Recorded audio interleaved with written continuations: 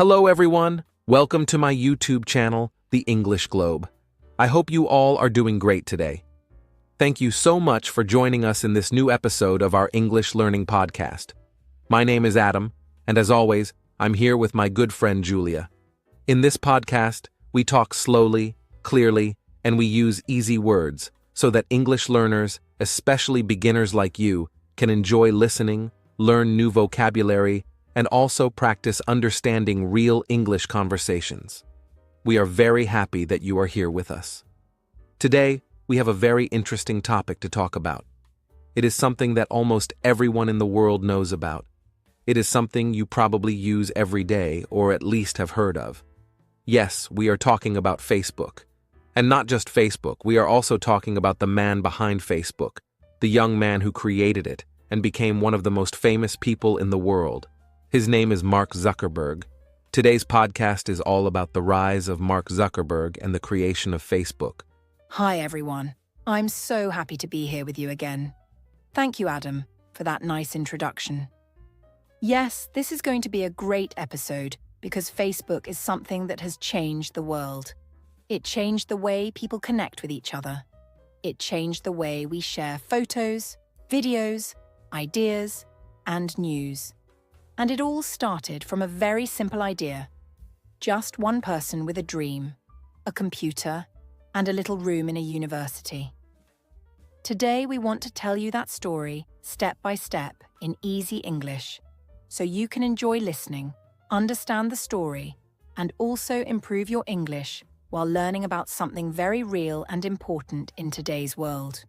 We will talk about Mark's early life, how he started programming, how he created Facebook, how the company grew so fast, and what we can all learn from his journey. That's right, Julia. Sometimes when we hear about successful people, we think they are so different from us. We think they are lucky, or special, or that they have something we don't have. But the truth is, many of them started just like you and me. Mark Zuckerberg started learning how to code when he was a child. He made small computer programs just for fun. He kept learning and trying new things. He made mistakes, but he also never stopped working. One day, that small interest became a big idea. And that big idea became Facebook, one of the biggest and most powerful companies in the world. That's why his story is not only interesting, it's also inspiring. You can learn many things from it, and you can also learn a lot of English today while listening to this story. Exactly. And what's also great is that this podcast is not just about listening. We also help you learn new words, practice how to say them, and understand how to use them in real life. For example, when we talk about Facebook today, you will hear words like create, connect, network, technology, idea, and many others. These are useful words that you can use in your daily conversations. So, while you're listening, we invite you to relax, take your time, and maybe even take notes if you want. Don't worry if you don't understand everything the first time. You can always listen again. That's the beauty of learning. You get better every day, step by step. Yes, step by step is the best way. And one thing we always say on the English Globe is this: learning English is a journey, not a race. So even if you are just a beginner, or you are still learning basic words, you are doing great just by listening and practicing. You are taking action, you are trying, and that is what really matters. So, today, let's enjoy the journey together. We will tell the story of Mark Zuckerberg in a way that's simple, slow, and easy to follow. You don't need to worry about difficult grammar or fast speech. We are here to help you, and we are so proud of you for being here. Before we begin the story, we also want to remind you to subscribe to this channel, The English Globe, if you haven't already. That way, you won't miss any of our new podcast episodes. We post many great stories, lessons, and conversations to help you improve your English every week. And if you enjoyed today's episode, please give it a like, leave a comment, and tell us what you learned or liked the most.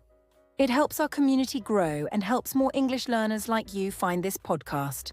So thank you so much for your support. All right, friends, let's begin this exciting journey together. Let's go back in time to meet a young boy who was curious, smart, and full of ideas. Let's discover how he became the man who changed the way we connect online.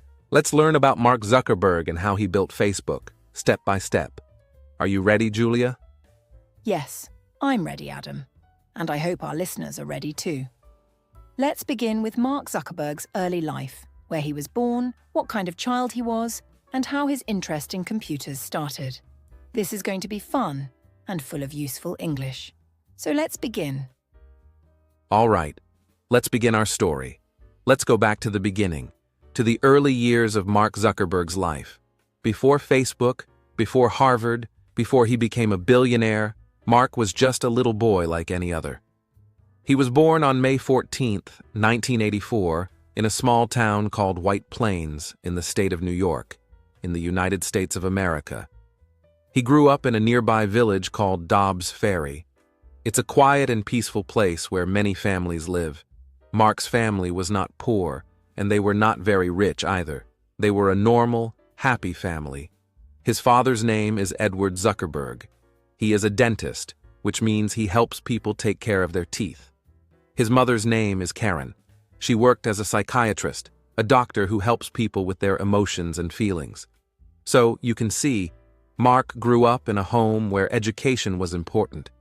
His parents were smart and caring, and they wanted their children to learn and grow. That's right, Adam. And Mark was not the only child in the family.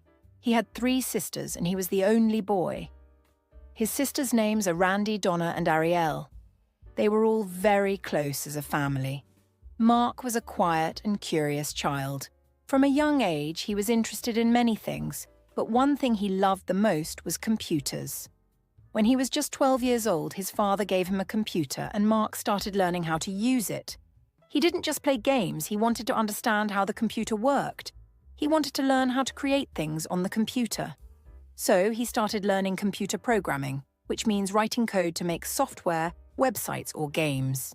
Yes, and that was the beginning of something special. At age 12, while many kids were playing outside or watching TV, Mark was already creating a messaging program. It was a simple system that allowed people in the house, like his father in the dental office and the family in the house, to send messages to each other. He called it ZuckNet. Can you believe that? A 12-year-old boy building a messaging system from scratch. His father even used ZuckNet in his dental office to communicate with the receptionist. This shows how creative and intelligent Mark was, even as a child. But even more important, it shows that he liked to solve problems. He liked to make life easier for people by using technology. That is something we will see again and again in his story. And what's interesting is that Mark did not learn programming from school. He learned it mostly by himself. He read books, he searched online, he tried things and made mistakes. And he kept trying. This is something that English learners like you can learn from. You don't always need to be perfect. You don't need to wait for the best teacher. If you are curious and if you practice every day, you can learn new skills on your own. Mark also had help from a private tutor.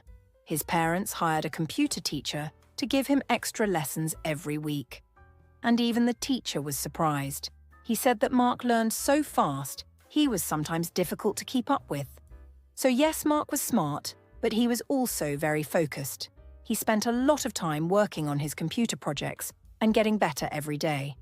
And while he loved computers, Mark was also a good student in other subjects.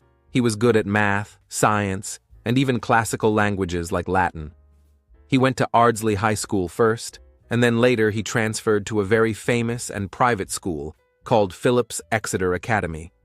It's one of the top schools in the U.S., where many smart and successful people have studied. At Exeter, Mark continued to do well in all his classes, but he never stopped working on programming. He even made small video games for fun. One of his classmates said that if you gave Mark an idea for a game, he could build it in just a few hours. That's incredible, Adam. And it shows us that passion is very powerful. When you really love something, like computers, or music, or even learning English, you will find time to do it. You will enjoy learning, and you will improve faster. Mark didn't learn coding just to get good grades. He learned it because he loved it. And that's one reason why he became so successful. He also entered computer competitions. He won prizes. People started to notice him. Even big companies like Microsoft and AOL were interested in him when he was still a teenager. They offered him jobs and wanted to buy his projects. But Mark decided to continue his studies instead of working full-time. That's when he got accepted to Harvard University, one of the most famous universities in the world. Yes, and getting into Harvard is not easy. Only very few students are accepted every year. Mark joined Harvard in 2002. He chose to study psychology and computer science, a very interesting combination. Psychology is the study of the human mind and behavior, and computer science is the study of how computers work and how to write programs. So Mark was already thinking about both people and technology. Maybe that's why later, when he created Facebook, it was such a smart idea. It connected people through technology. But before we get to that part of the story, we must understand this. Mark's love for learning, his curiosity, and his hard work all started many years before Facebook. Facebook did not come from luck. It came from many small steps, many small projects, and many hours of quiet learning in front of a computer. That's so true. And it's something that can inspire all of us. If you want to become good at something, whether it's programming, business, or speaking English, you don't have to wait for a perfect moment. You can start today. Start small. Keep learning. Practice every day. That's what Mark did. And now, he is one of the most successful people in the world. Not because he had superpowers, but because he started early, stayed focused, and didn't give up.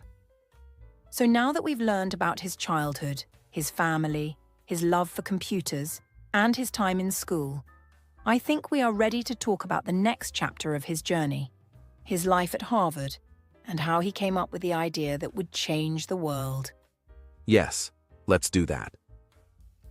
In the next part, we'll go into the time when Mark was a university student at Harvard and how he created something called FaceMash, which was his first big experiment in social networking. Then we'll see how that idea led to something much bigger, Facebook. Are you ready, Julia? I'm ready. And I hope our listeners are ready too. This next part is going to be very exciting, so stay with us, keep listening, and let's continue our English learning journey together. Welcome back, everyone. We hope you're enjoying the podcast so far. We've already talked about Mark Zuckerberg's early life, how he was born in New York, how he started using computers at a young age, and how he became very good at programming. Now, we're going to move forward in his life. Let's go to the year 2002 when Mark was 18 years old and just starting his university life at Harvard University, one of the most famous and respected universities in the world. Going to Harvard is a dream for many students, and for Mark, it was a big step in his journey. At Harvard, he lived in a dorm room with other students. A dorm is a place where students live while they study. It's like a big house or building with many small rooms. This is where he would spend many hours working, thinking, and building the first version of Facebook. Yes, Adam.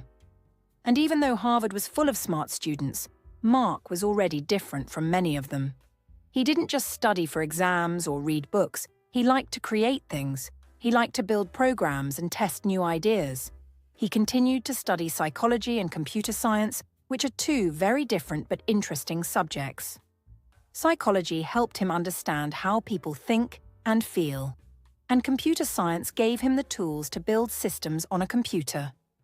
These two subjects were very useful when he started thinking about ways to connect people online. It's important to remember that this was the early 2000s. Social media platforms like Instagram, WhatsApp, or TikTok did not exist yet. Even Facebook did not exist. People used email or simple websites, but there was no easy and fun way to connect with friends or classmates online. And this is where Mark saw an opportunity. But before Facebook, there was something else. A smaller project that Mark created while he was at Harvard. It was called FaceMash. Let me explain what that was. FaceMash was a website Mark created just for fun. On this website, students could see photos of other students from the university. The website would show two photos side by side, and you could click to choose who you thought was more attractive.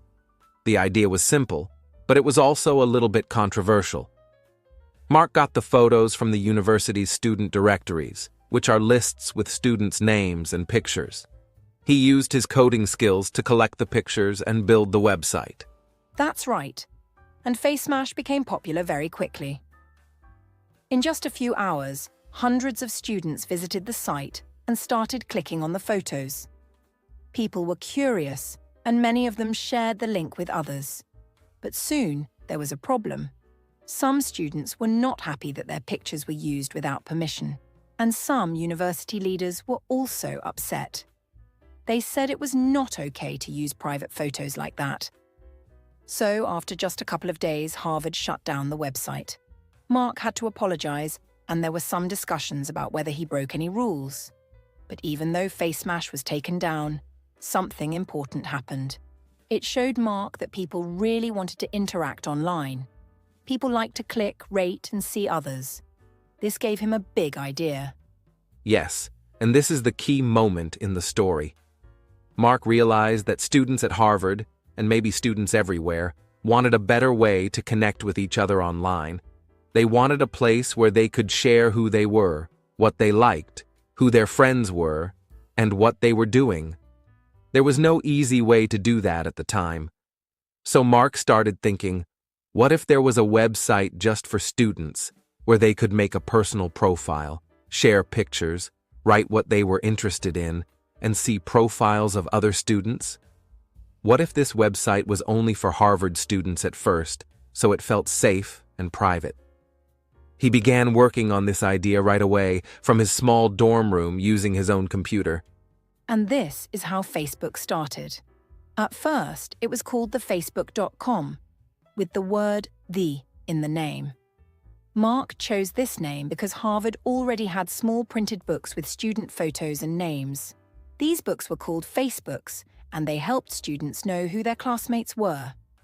But there was no online version. So Mark thought, why not make a digital version that is faster, easier, and more fun to use? He began coding the site day and night. He worked very hard, and soon he had a working version of the website. He showed it to some of his friends, and they liked it. They helped him test it and gave him ideas to make it better. Mark didn't work alone. He had a few close friends who helped him. One of them was Eduardo Saverin, who became one of the co-founders of Facebook. Eduardo helped with the business side, like money and planning. Other friends who helped in the early days were Dustin Moskovitz, Andrew McCollum, and Chris Hughes. Together they worked as a small team, building something they hoped other students would enjoy. In February 2004, they launched the website just for Harvard students. And guess what? It became popular almost instantly. Hundreds of students signed up in the first few days. Everyone was talking about it. People liked the idea of creating a profile, sharing their interests, and connecting with friends online. And very soon, students from other universities wanted to join too. First, students from Yale, Stanford, and Columbia, other top universities, got access to the site. Then more and more schools joined. Mark and his team saw that this could be much bigger than just a Harvard website. They decided to grow it into a real company. They moved to California, where many tech companies are based, and started working on Facebook full-time. They dropped the word "the" from the name, and it became simply Facebook. This was the beginning of something that would soon change the way millions, and later billions, of people use the internet. That's amazing, Julia. And I think this part of the story shows us something important. Mark Zuckerberg didn't wait for someone to give him permission to build something. He had an idea. He saw a need. He used the skills he had, and he worked hard to create a solution. This is something that all of us can learn from. If you have an idea, if you see a problem that you can fix, and if you believe in your idea, you can start working on it. No matter how small it is. You don't need to be rich or famous or have a big team. You just need to begin. That's what Mark did. Exactly. And you, our listeners, can do the same in your own lives. Whether you want to become a programmer, a business person, a teacher, or even if you just want to speak English better, you can start today. You don't have to wait. Use what you have, practice a little every day, ask for help when you need it, and never stop learning. Mark's story is not just about Facebook, it's about passion, learning, and believing in yourself. So now that we've seen how Mark came up with the idea and launched Facebook at Harvard, in the next section, we'll talk about how Facebook grew into a global company, how it got its first big investments, and how it became one of the most powerful companies in the world. Are you ready, Julia? I'm excited, Adam, and I hope our listeners are too. There's so much more to learn, not just about Facebook, but also about new English words, ideas, and lessons that we can use in real life. So stay with us, and let's continue this amazing journey together. All right, dear listeners, you've been with us on this amazing journey so far. We talked about Mark Zuckerberg's early life, how he started programming, his time at Harvard, and the moment he created the first version of Facebook. Now, it's time to explore what happened next. How Facebook went from being just a small website for college students to one of the biggest and most powerful companies in the entire world. Yes, Adam. This part of the story is very exciting. After Mark and his friends launched the Facebook website at Harvard in 2004, the response was incredible. Students really loved it. Within just a few weeks, thousands of students signed up. Everyone wanted to create a profile, add their friends, and write on each other's walls. It became the cool new thing on campus. Soon, Mark and his team opened Facebook to students at other top universities like Yale and Stanford. The growth was fast, faster than anyone expected. It was clear that students were looking for a fun and easy way to connect with each other online. That's right, Julia. And because of that growth, Mark knew he needed to take the project more seriously. It couldn't just be a small student project anymore. It had the potential to become a real company. So, during the summer of 2004, Mark and a few of his close friends moved to Palo Alto, California, which is in Silicon Valley. Silicon Valley is the place where many technology companies are started. It's a hub for innovation, and it's where companies like Apple, Google, and Microsoft have offices. Moving there was a big decision, but it was the right one. Exactly. In Palo Alto, Mark rented a small house with his team. They lived and worked in the same place. They spent long hours coding, planning, and trying to make Facebook better every single day. Sometimes they worked late into the night. They didn't have much money at first, but they had a big dream. And then something amazing happened. They got their first investor. A man named Peter Thiel, who was one of the co-founders of PayPal, saw the potential in Facebook and gave Mark and his team $500,000 to help grow the company. This was a huge moment. With that money, they could now hire more people, buy better equipment, and make the website faster and stronger. Yes, Peter Thiel's investment gave Facebook the chance to expand. With the money and support, Facebook quickly started growing. At first, it was only for college students. Then, they opened it to high school students. And finally, in 2006, they made a big change. Facebook was now open to everyone, not just students. If you were at least 13 years old and had an email address, you could create a Facebook account. This changed everything. Suddenly, people from all over the world began to join. Not just students, but adults, workers, teachers, artists, people from every background. Facebook became a global platform for connecting with friends, family, and even strangers. That's right.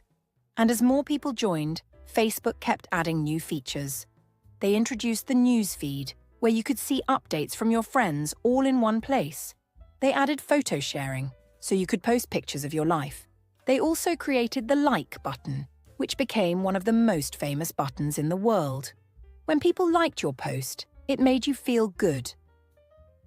Facebook started to become a part of people's daily life. People checked it in the morning, during work, and before going to bed. For many, it became a place to stay updated, to talk with friends, and to express themselves. And let's not forget the business side of Facebook. As the user base grew into the millions and then billions, companies began to notice. Businesses started using Facebook to advertise their products and connect with customers. Facebook created tools for businesses to run ads and reach the right people. This became a big part of how Facebook made money. The more users they had, the more valuable the ads became. In just a few years, Facebook went from being a dorm room project to a company worth billions of dollars. It was growing faster than almost any other company in history. It's amazing to think about how much happened in just a few years. From 2004 to 2012, Facebook kept expanding and improving. Mark Zuckerberg stayed focused and continued leading the company. He was still very young, but he had a clear vision. In 2012, Facebook reached another big moment. It became a public company. That means people could now buy and sell shares of Facebook on the stock market. The company was valued at more than $100 billion. It was one of the biggest public offerings in tech history. Mark Zuckerberg was now one of the youngest billionaires in the world. Yes, and even after all that success, Mark continued to work hard. He wasn't only thinking about money, he also wanted Facebook to help the world. He talked about his mission to make the world more open and connected. Of course, Facebook also faced some challenges. As more people joined, there were also more problems to manage. People sometimes posted false information, and there were concerns about privacy and data protection. But Mark and his team kept trying to fix these problems and improve the platform. That's true, Adam. And while we will talk more about those challenges later, it's important to recognize what Facebook achieved in its first 10 years. It changed how people communicate. It helped people stay in touch with friends and family, even across long distances. It gave people a voice to share their thoughts, pictures, and lives. And it started a whole new chapter in the history of the internet. Other platforms like Instagram, WhatsApp, and Messenger also became part of Facebook's family. Today, billions of people use Facebook and its apps every single day. And all of this started with one young man in a college dorm room who had a simple idea and the courage to build it. That's why this story is so powerful. It's not just a tech story. It's a story about vision, hard work, and believing in what's possible. Mark Zuckerberg's journey can teach us that with focus and effort, one idea can change the world. Yes, and it can also teach us something about learning English too. Maybe you feel shy, or maybe you feel like your English isn't good enough yet. But just like Mark started small, you can start small too. If you listen every day, practice speaking, and believe in yourself, you will grow. You will improve. And one day, you'll be amazed at how far you've come. So true, Julia. In our next section, we're going to talk more about Facebook's influence, some of the big challenges it faced, and how it affected the world, politics, and society. We'll also explain more useful English words and phrases that you can use in your daily life. We're so glad you're with us today. Stay with us, and let's keep learning together, one story at a time.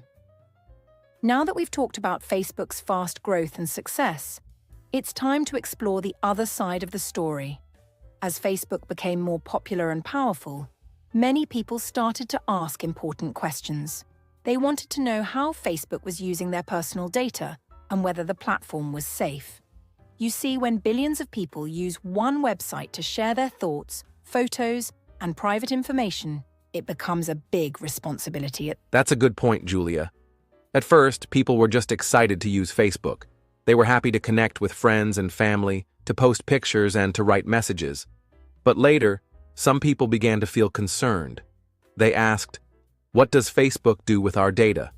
For example, when you sign up, you give your name, birthday, and email. You also share your location, your interests, and sometimes even your phone number. All this information is very personal. And some people started to worry that Facebook was not protecting this information carefully enough. Yes, and one of the biggest problems happened in 2018 when a company called Cambridge Analytica was accused of taking the personal data of millions of Facebook users without permission. This data was then used to create political ads and to influence people's opinions during elections. Many users felt shocked and upset. They didn't know their private information could be used in this way. After that, people started asking Facebook to take more action and be more transparent. That's right.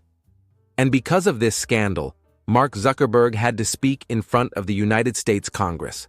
That means he had to answer questions from government leaders. They wanted to know how Facebook collected data, how it was used, and how the company planned to protect its users in the future. It was a serious and difficult moment for Facebook, but it was also an important lesson.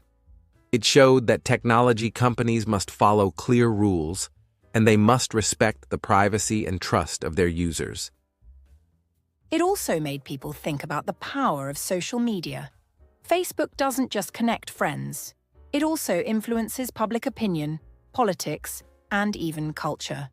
For example, during elections, many political ads are shown on Facebook. These ads can reach millions of people. But if the information in these ads is false or misleading, it can cause confusion or even damage democracy. That's why people started asking for stronger rules and fact-checking to make sure that only correct information is shared. Another problem was with fake news. Some people used Facebook to spread lies or false stories.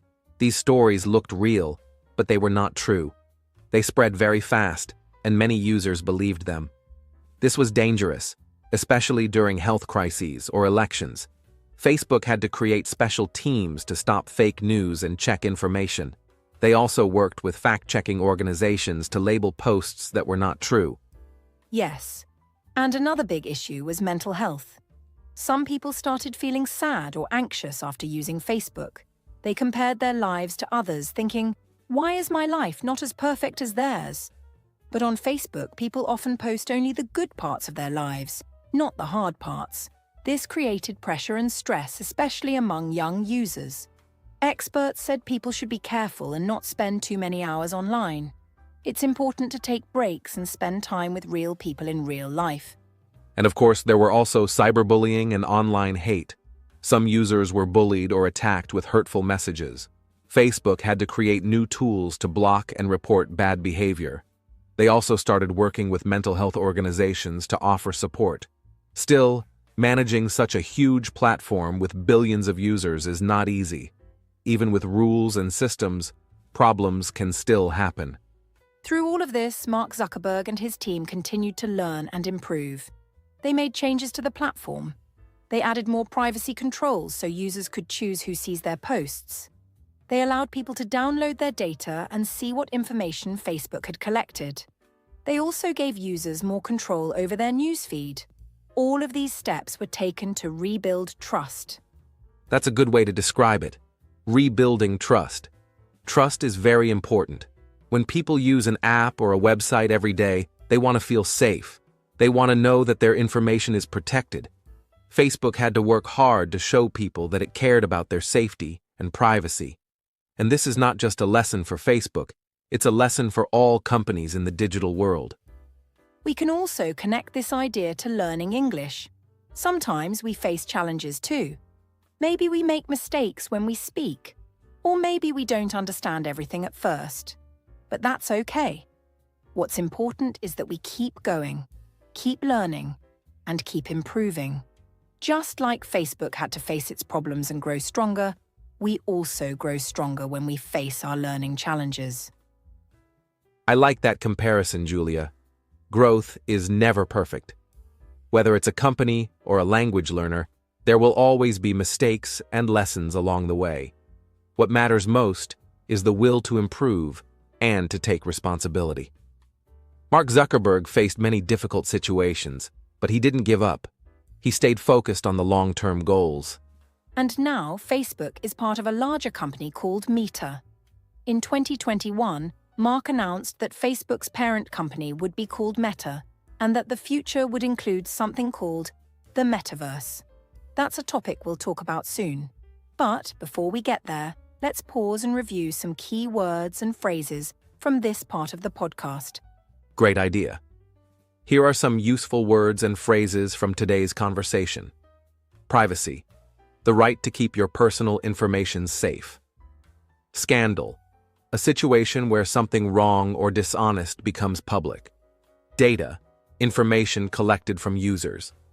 Influence, to have an effect on people or decisions. Fake news, news that is not true. Cyberbullying, using the internet to hurt or insult someone. Transparency, being open and clear about actions. Trust, the belief that someone or something is honest and safe. Try to repeat these words out loud. Say them slowly, and think of an example for each one. This will help you remember them better. You can also write them down in a notebook and use them in your own sentences. That's all for this part of the story. Next, we'll talk about Facebook's big transformation into Meta and what that means for the future of technology, social media, and communication. There's still so much to learn, so don't go anywhere.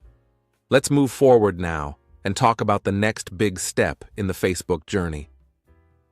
After many years of success and also facing big challenges, Mark Zuckerberg decided to start a new chapter for the company. In October 2021, he made a surprising announcement. He said that Facebook would now be part of a larger company called Meta. That means Facebook is still here, but it is now only one part of a bigger group that includes other apps like Instagram, WhatsApp, and also many new projects. So the new name of the company is Meta, but Facebook as a platform still works just like before. Yes, and many people asked, why did Mark change the name? The answer is very interesting. Mark said that the company was no longer just a social media company. It had become something much bigger. The team was working on many different technologies, things like virtual reality and augmented reality. These are tools that help people experience the world in a new way, using special glasses or headsets. Mark said that he wanted to help build something called the metaverse. The metaverse is like a virtual world where people can work, play, learn, and connect with others, just like they do in the real world, but all online. That's right. It's kind of like a video game, but much more real. Imagine that you can sit in your room, wear special glasses, and suddenly it feels like you're in a classroom in another country, or inside a meeting room at a different company, or even walking on a beach with your friend who lives far away. This is the idea of the metaverse. You can be anywhere, without leaving your house. You can talk, move, build, and create new things in this digital space. But the metaverse is still new. It's a big dream, and it will take many years to build. Some people are very excited about it, but others are not sure yet. They ask important questions like, will it be safe? Will it protect our privacy? Will it be good for children and young people? Mark Zuckerberg believes that it will help people learn better, work better, and stay more connected. He said this is the next generation of the internet. Right now, we use screens, like our phones and laptops. But in the future, we might use our eyes, hands, and voices in a 3D world. Let's try to understand this in a simple way. Think about how the internet changed our lives in the last 20 years. At first, we could only send emails and read websites. Then we got social media like Facebook, where we could talk to each other and share photos. Now, with the metaverse, people will be able to feel like they're inside the internet. They will use something called avatars, which are cartoon versions of themselves, to move around and interact with others in this digital world. And Mark is not doing this alone. Meta is working with many engineers, designers, and developers around the world. They are creating new tools, new apps, and new devices like the Meta Quest headset, which lets people see and hear things in virtual reality. It's like putting on a helmet and suddenly entering a new world. Schools, businesses, and even doctors are starting to use this technology. For example, some schools are trying virtual classrooms where students from different countries can sit together, speak, and learn science or history in 3D. That sounds amazing. But, Julia, it's also important to talk about the cost. These new technologies are not cheap. Not everyone can buy a virtual headset right now. That means there is a gap. Some people can join the metaverse early and others cannot. Mark said that he hopes to make the technology cheaper over time so that more people can use it. He wants to make the metaverse for everyone, not just for rich or tech-savvy people. Yes, and also, not everyone wants to live in a virtual world. Some people feel more comfortable in the real world with face-to-face conversations, real smiles, and natural emotions. That's okay too. The metaverse is not supposed to replace the real world. It is just another tool, like the internet or a smartphone. We should use it wisely, carefully, and only when it helps us grow or connect in a better way. I really like that point. Technology should help us, not control us. And that's something Mark Zuckerberg talks about a lot. He says that Meta is trying to build technology that brings people together, not separates them. He also talks about values like freedom, creativity, and inclusion, making sure that everyone, no matter where they live or who they are, can be part of the future. Now, let's stop for a moment and review some new words from this part of the podcast. These are words that will help our listeners understand this topic better. Virtual reality, VR. A computer-made world that you can see and feel using special glasses. Augmented reality, AR. Adding digital images or sounds to the real world. Metaverse. A digital space where people can meet, talk, and do activities using avatars. Avatar. A cartoon version of a person used in the digital world. Headset. A device worn on the head to experience VR. Digital. Something that is created or shown on a computer or screen. Technology. Tools or machines created by humans to solve problems or do new things. Connect. To join or link with someone or something. That's a great list. Let's also try to use some of these words in simple sentences to help our listeners understand how they are used. I used virtual reality to visit a museum in another country. My phone has an app that uses augmented reality to show stars in the sky. In the metaverse, I can meet my teacher even if we are in different countries. My avatar wears glasses and has brown hair, just like me. The VR headset helped me play a fun game with my friends. Perfect examples. Now, dear listeners, you can try to make your own sentences too. Say them out loud or write them in your notebook. Practice is the key to learning English. And don't worry if you make mistakes. That's how we learn. Absolutely. In the next part of our story, we'll talk about what Facebook, or Meta, is doing now in 2025. We'll look at the newest changes, the latest updates, and how the company continues to grow and face new challenges in a fast-changing world. Adam, we've talked about Mark Zuckerberg's early life, his time at Harvard, how he created Facebook, and how it became one of the biggest companies in the world. We even talked about Meta and the metaverse. But now I think it's a great time to ask one important question. What can we learn from Mark's journey? Because his story is not just about technology or money. It's about ideas, hard work, and making something that changes the world. That's such a great point, Julia. One of the first lessons we can learn from Mark's story is this. If you have a good idea and you believe in it, don't be afraid to start. Mark was only a student when he began working on Facebook. He didn't wait until he had a lot of experience or money. He just started with a small idea to help students connect online, and he worked very hard to make it better every day. Yes, and that teaches us that we don't need to wait for the perfect time. Sometimes, we just need to take the first step. Even if we feel nervous or unsure, we can learn as we go. And Mark also worked with a team. He didn't do everything alone. He had friends and partners, like Eduardo Savarine and others, who helped him build the company. So another lesson is, it's okay to ask for help. Working with others can make your ideas stronger. Exactly. And another very important lesson is about focus and consistency. Mark Zuckerberg stayed focused on his goal. He didn't change his plan every week. He believed that connecting people online was a powerful idea, and he stayed with it for many years. When we look at our own goals, Whether we are learning English, starting a small business, or working on a school project, we should also remember that success takes time. We should keep going, step by step, even when things get hard. That's so true, Adam. I think a lot of our listeners are English learners, and sometimes they feel tired or frustrated. They might think, I will never speak English fluently, or this is too difficult for me. But remember, Mark also faced problems. He had to deal with mistakes, with criticism, with people who didn't believe in his vision. But he didn't give up. And that's another great lesson. Don't give up when things are hard. Keep trying. Every day we can get a little bit better. And I would also say, be open to change. Mark started with a simple website for Harvard students.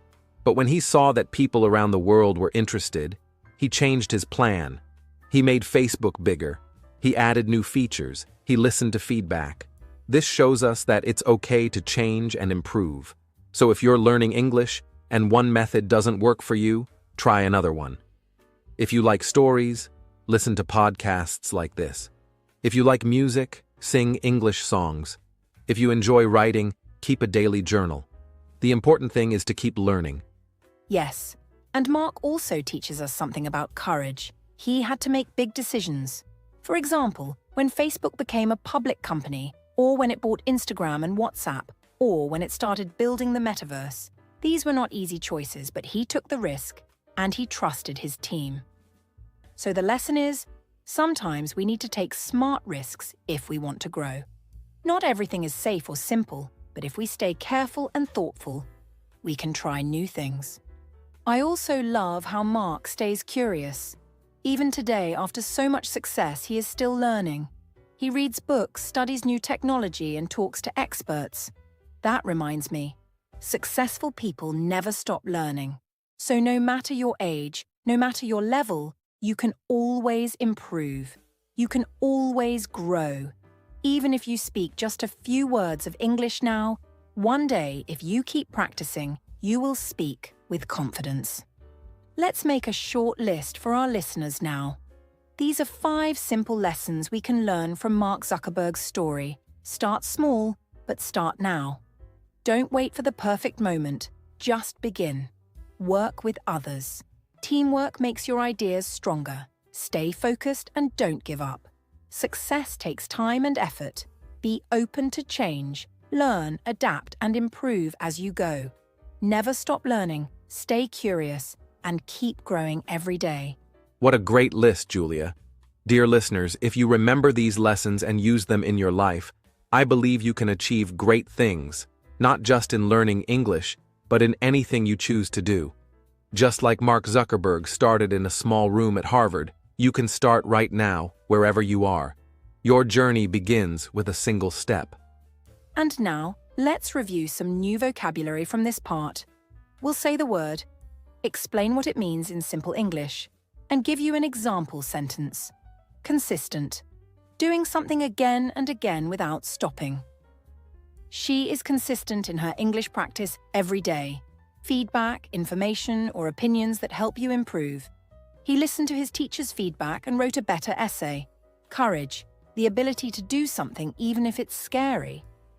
It takes courage to speak in front of a big group. Curious. Wanting to know or learn more about something. Children are curious and they always ask many questions. Adapt. To change so you can do better in a new situation. He adapted to life in a new country quickly. Try saying these words out loud. Repeat them a few times. You can also try writing your own simple sentences using these words. This will help you remember them better. Yes. And don't forget, learning English is a journey. You're not just learning words, you're learning how to express your thoughts, connect with people, and grow your confidence. Just like Mark Zuckerberg grew his ideas into something amazing, you too can grow your skills, little by little. Julia, after learning about Mark Zuckerberg's journey and the lessons we can take from his story, I think it's important to talk about something very close to all of us. How Facebook changed the way people communicate and connect. Before Facebook, people used phones, emails, or letters to talk. but Facebook made it easier and faster to share our lives with friends and family, no matter where they are in the world. Yes, Adam, that's a great point. Facebook helped people stay in touch every day. Imagine your family living in another country. Before Facebook, you might have sent letters that took weeks to arrive, or you would pay a lot for phone calls. But with Facebook, you can send messages instantly, share photos and videos, and even make video calls. It brought people closer together, even if they were very far apart. And it wasn't just about personal connections. Facebook created something new called the news feed. This is where you see updates from your friends, pages you follow, and news from around the world, all in one place. This made it easy to know what is happening with the people and topics you care about. It changed the way we get information and share it too. Absolutely. Also, Facebook gave many people a chance to express themselves. Users can write posts, share their opinions, celebrate special moments like birthdays or weddings, and even organize events. For many people, this became a new way to tell their story and connect with others who have similar interests or goals. One of the biggest impacts of Facebook is on businesses and communities.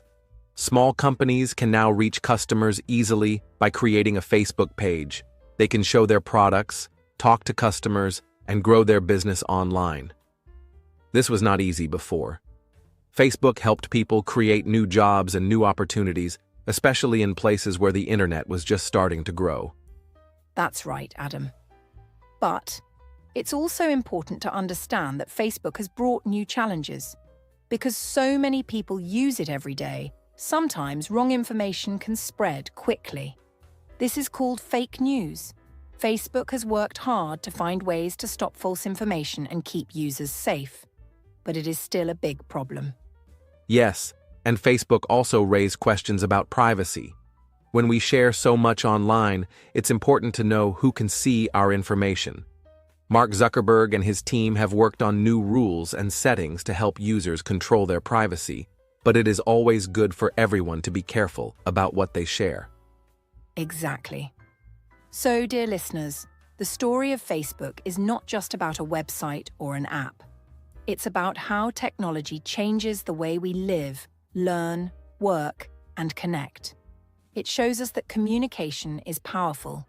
When used well, it can bring people together, create opportunities, and make the world feel smaller and more connected.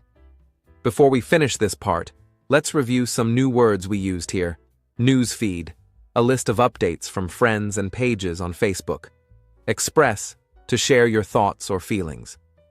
Opportunity, a chance to do something good or important. Fake news, false or misleading information shared as news. Privacy, keeping personal information safe and private. Try to use these words in your English practice. For example, I saw a funny video on my newsfeed today. It's important to express your feelings with friends.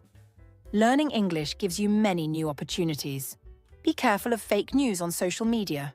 I changed my privacy settings to keep my information safe. Great examples, Julia. And remember, practice makes perfect. Keep listening, speaking, reading, and writing in English every day. The more you practice, the easier it becomes. Julia, what an amazing journey we have shared today with our listeners. From the early days of Mark Zuckerberg at Harvard to the incredible creation of Facebook and how it changed the world, we've learned so much together. I hope our listeners found this story interesting and helpful for their English learning. Absolutely, Adam. And for everyone listening, remember that learning English is a journey just like Mark's journey with Facebook. It takes time, patience, and daily effort. Sometimes it feels difficult, but every step you take moves you closer to your goal. You are not alone, and you can do it. Before we finish, let's quickly review some important ideas from today's podcast. Mark Zuckerberg started Facebook when he was young and didn't wait for the perfect moment to begin. Facebook changed the way people communicate by making it easy to connect with friends and family all over the world. We learned 5 important lessons from Mark's story. Start now, work with others, stay focused, be open to change, and never stop learning. Facebook brought new opportunities for people and businesses, but also challenges like privacy and fake news. And finally, we practiced some new English words like consistent, feedback, courage, curious, adapt, newsfeed, express, opportunity, fake news, and privacy.